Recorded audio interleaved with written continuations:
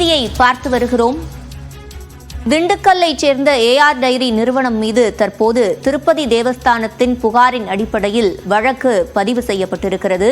கூடுதல் விவரங்களை செய்தியாளர் புஷ்பராஜிடம் கேட்கலாம். புஷ்பராஜ், முழுமையான விவரங்கள். சிவரஞ்சனி, திருப்பதி கோவிலில் பிரசாதங்கள் தயாரிக்க திண்டுக்கல்லை சேர்ந்த ஏஆர் டைரி நிறுவனம் அனுப்பிய நெய்யில் பல்வேறு பொருட்கள் கலந்திருப்பதாய் தேசிய ஆய்வகம் உறுதி செய்துள்ளது.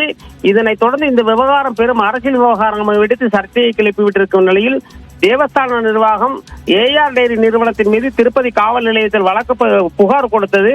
அந்த புகாரின் அடிப்படையில் வழக்கு பதிவு செய்துள்ள திருப்பதி போலீசார் விசாரணையை துவக்கியுள்ளனர்.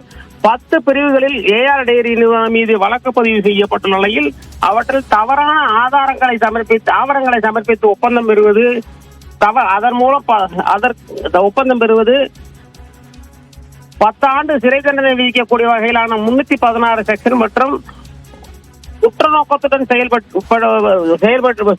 செயல்பட்டது தொடர்பான செக்ஷன் மற்றும் உணவு பாதுகாப்பு சட்டம் ஆகியவை உள்ளிட்ட 10 பிரிவுகளின் கீழ் வழக்கு பதிவு செய்யப்பட்டுள்ளது. சிவரஞ்சனி, விவரங்களை வழங்கியமைக்கு நன்றி புஷ்பராஜ்.